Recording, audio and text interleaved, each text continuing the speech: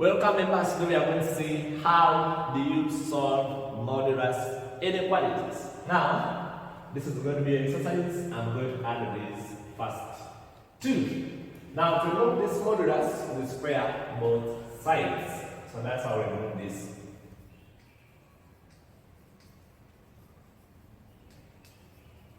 So if you square both sides, we are now x minus 5 squared less than 4 squared. Now I will remove the modulus side.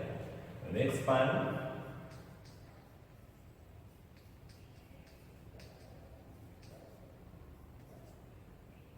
correct right terms, and you see that here we can factorize these two. Less than 0. Here we get what we call the critical values. The critical values, we get them by equating this to 0.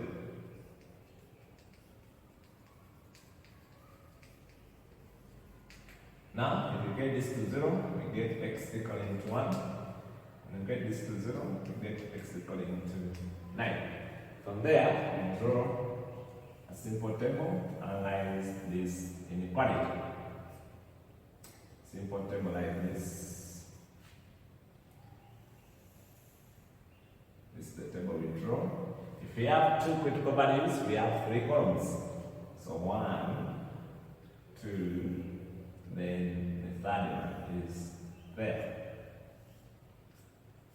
Then here we have x, so here we put x, then we want the sign of x minus 1 and x minus 9. The sign of this, what we used to get the critical values. Now, we analyze below x equaling to 1, so we analyze below 1, between 1 and 9, analyze between 1 and 9, then above 9. Now this one is just the number line.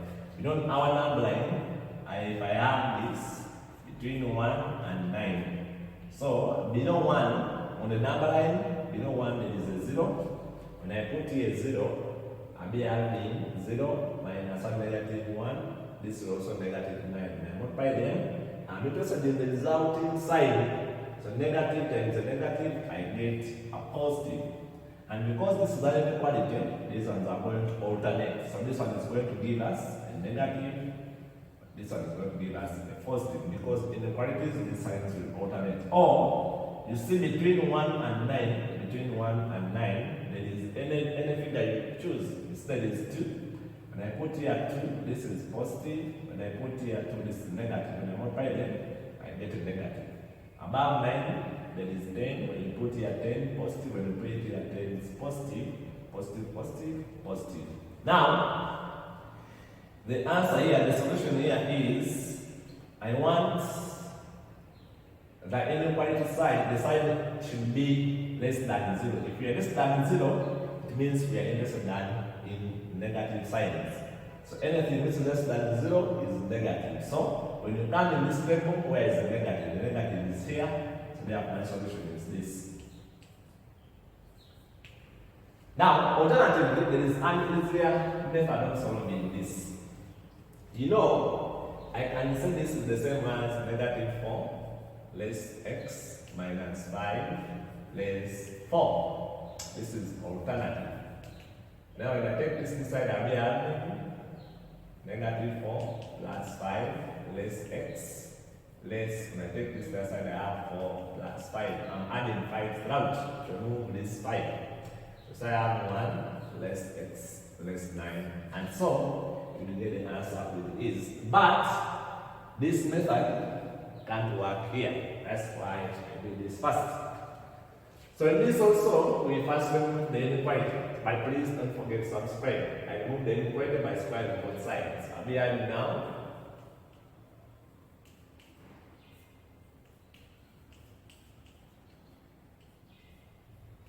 So you square both sides, remove that inequality.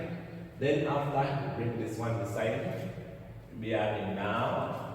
When I bring this one, the other side I have x minus 4 the whole square minus 1 over x minus 2 squared. Now this is greater or equal to 0. Now from there, let me expand this. I have x squared minus 8x plus 16 minus, here I'm going to cross multiply into 1. When I expand this, I have the whole thing over x minus 2 squared greater or equal to 0. Don't waste time expanding this. So when we open the brackets, see that I'm going to be having negative x squared minus x squared, which is 0.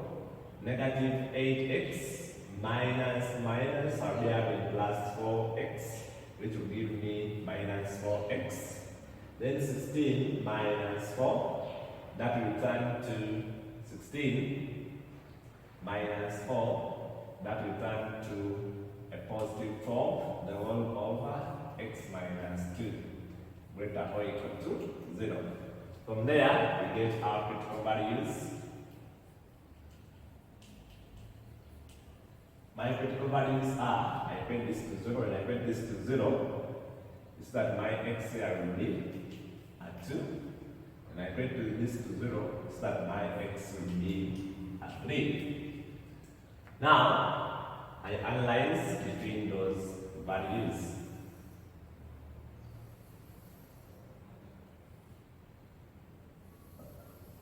So, I put here the value of x, then the side of this function, negative 4x plus 4, the whole over x minus 2.